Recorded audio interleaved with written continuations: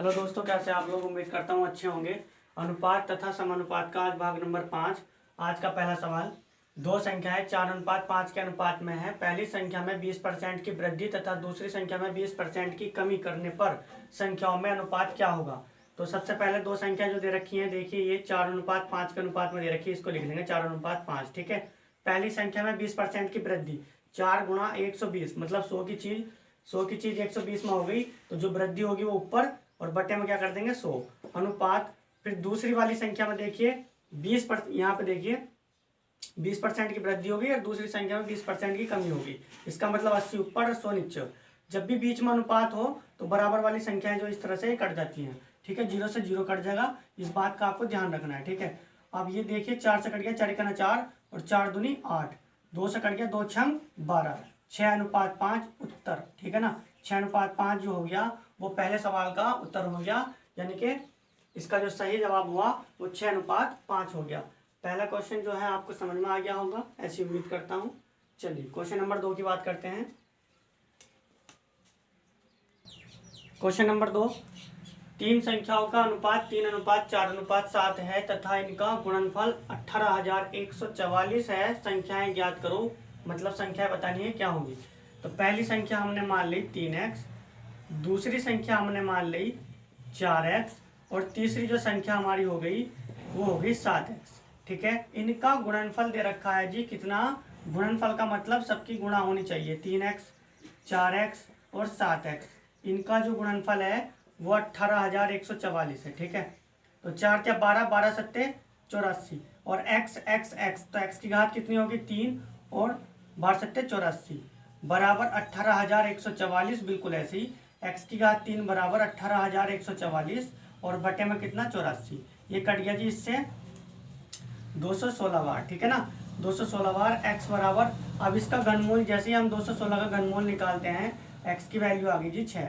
जैसे ही x की value 6 आई तो पहली संख्या हमारी हो गई 3 गुणा 6 बराबर 18 और दूसरी संख्या हमारी हो गई 6 चौक 24 और जी तीसरी संख्या होगी 7 छंग 42। मतलब x की वैल्यू इन सभी में रख दी।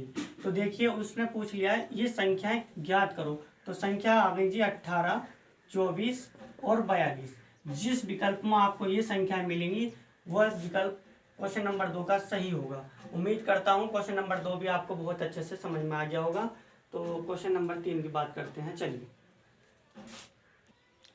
क्वेश्चन नंबर 3, एक संख्या का 40% दूसरी संख्या के 3/5 के बराबर है। पहली संख्या का दूसरी संख्या के से क्या अनुपात है, यह हमें बताना है। तो दो संख्याएं हमने मान ली, माना दो संख्याएं, ठीक है, a तथा b है, a तथा b है। अब देखिए जब हमने a तथा b दो संख्याएं हमने मान ली तो पहली संख्या यानी a का 40% है। ठीक है, उसके बाद उन्होंने बोल दिया दूसरी संख्या का 3/5, यानी कि दूसरी संख्या b हो गई और इसका भी कितना है 3/5। अब जैसे इसका परसेंटेज का चिन्ह हटेगा तो नीचे क्या आ जाएगा 100 आ जाएगा। 40/100 बराबर b गुणा 3/5। ठीक है ना, 0 से 0 कट गया, 2 से कट गया, 2 दूनी 4, 2 पंजे 10, तो a गुणा 2/5 और b गुणा 3/5। तो 5 से 5 गया कट, कुल मिलाकर 2a बराबर 3b। ये कंडीशन बन गई। a के बटे में b ले आएंगे और 2 को जो है 3 के बटे में ले जाएंगे, तो कुल मिलाकर जो इसका अनुपात बन गया a अनुपात b बराबर 3:2 उत्तर। ठीक है ना, उम्मीद करता हूँ क्वेश्चन नंबर 3 भी आपको बहुत अच्छे से क्लियर हो गया होगा। चलिए क्वेश्चन नंबर 4 की बात करते हैं। क्वेश्चन नंबर 4, 5 केले तथा 4 सेबों का मूल्य 3 केले तथा 7 सेबों के मूल्य के बराबर है। 1 केले तथा 1 सेब के मूल्यों का अनुपात ज्ञात कीजिए, क्या होगा। तो सबसे पहले हमने क्या काम करा, हमने जो है B4 का मतलब हो गया, B से क्या मान लिया केला, ठीक है, B का मतलब बनाना और A का मतलब एप्पल, एप्पल मतलब सेब। ठीक है, तो हमने ये इसके प्रतीक मान लिए, मतलब केला जो हो गया वो हमने बी से प्रेजेंट कर दिया और सेब को हमने ए से प्रेजेंट कर दिया, A for apple, B for banana. तो 5 केले, 5 केले का मतलब 5b प्लस 4 सेब, 4 सेब का मतलब 4a बराबर है किसके, 3 केले 7 सेब, 3b प्लस 7a के। ठीक है, मूल्य के बराबर है। एक केले तथा एक सेब का मूल्य हमें क्या अनुपात बताना है। ठीक है, तो हम क्या करेंगे, बी में से घटा देंगे, ए में से घटा देंगे। तो 5b माइनस 3b बराबर 7a माइनस 4a। तो यहाँ बचा जी 2b बराबर यहाँ बचा जी 3a। ठीक है, b बटे ए बराबर 3/2, b अनुपात ए बराबर 3/2। उत्तर का क्वेश्चन का जो है उत्तर आ गया 3/2। देखिए क्वेश्चन में बोल दिया है कि एक केले और एक सेब, तो केला बनाना मीन्स केला और एप्पल मीन्स सेब।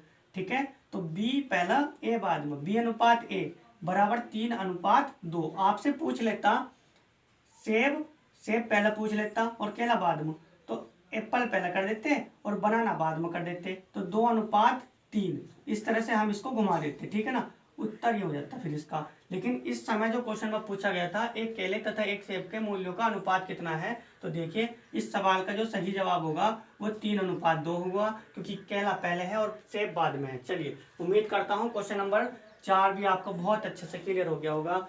तो क्वेश्चन नंबर 5 की बात करते हैं। क्वेश्चन नंबर 6, एक कारखाने में स्त्री तथा पुरुष कर्मचारियों का अनुपात 3/5 है। यदि स्त्रियों की संख्या पुरुषों की संख्या से 40 कम हो तो कारखाने में कुल कितने कर्मचारी हैं, ये हमें बताना है। तो क्या करेंगे, तो देखिए स्त्री और पुरुष का जो अनुपात दे रखा हो 3 तो स्त्री 3x और पुरुष जो हो गए वो 5x हो गए। तो यहाँ पर देखिए क्वेश्चन में बोले यदि स्त्रियों की संख्या पुरुषों की संख्या से 40 कम है, तो 5x माइनस 3x बराबर कितना है जी 40, यानी 2x की वैल्यू हो गई 40, तो x की वैल्यू आ गई जी 20।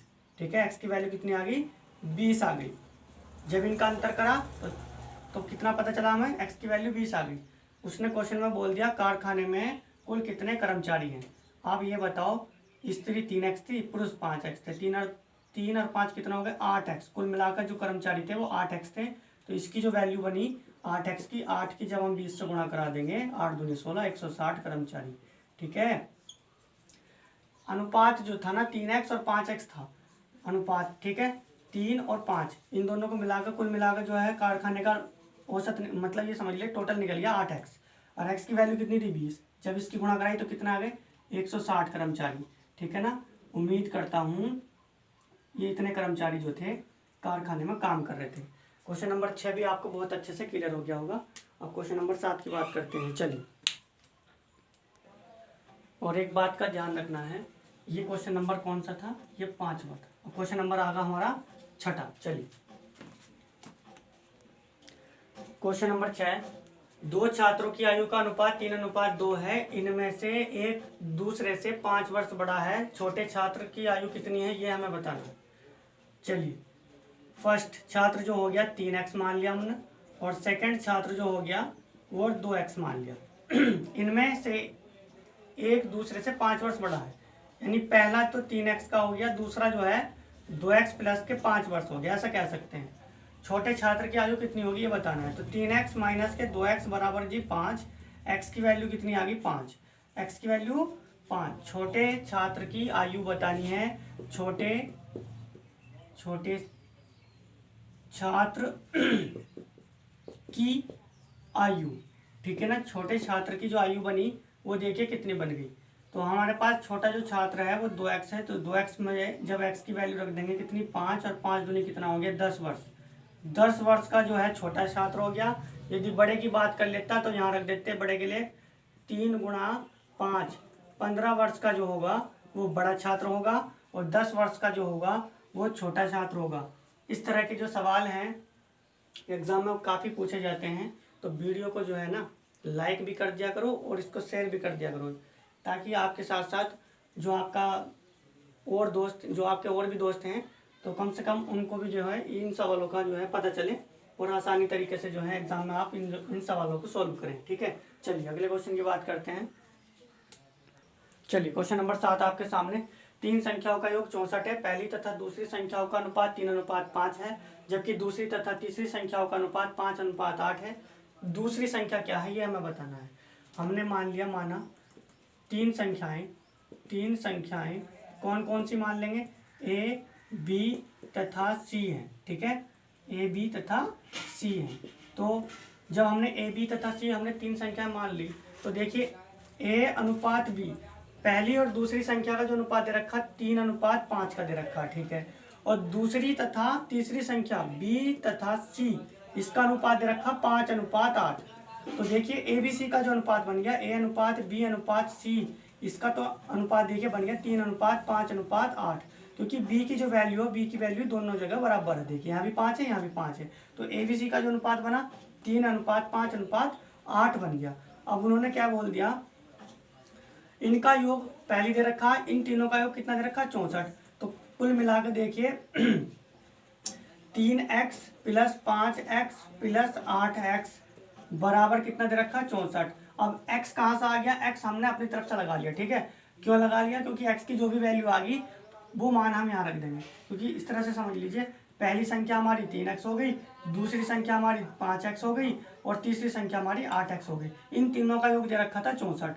कुल मिलाकर 5 और 3 8, 8 और 8 16, 16x की वैल्यू दे रखी 64, 16 चौका कितना हो गया 64, x की वैल्यू आ गई जी 4। जब x की वैल्यू 4 आ गई, तो आपसे क्वेश्चन में पूछ लिया कि छोटी संख्या, सॉरी दूसरी संख्या जो होगी वो क्या होगी। तो देखिए दूसरी संख्या b वाली हो गई, तो b वाली की जो वैल्यू दे रखी 5x है, तो 5 में जब x की वैल्यू यानी 4 रखी जाएगी, तो कुल मिलाकर कितना आ गया इसका आंसर 20 आ गया। इसी तरह से यदि पहली पूछ लेता या तीसरी पूछ लेता तो निकाल सकते थे x का मान रखकर, ठीक है। चलिए मैं ये भी बता दूं, 3 गुणा पहली, अगर पहली संख्या की बात करेगा तो 4 रख देंगे, 3 चौक कितना हो गया 12, पहली संख्या 12 हो गई।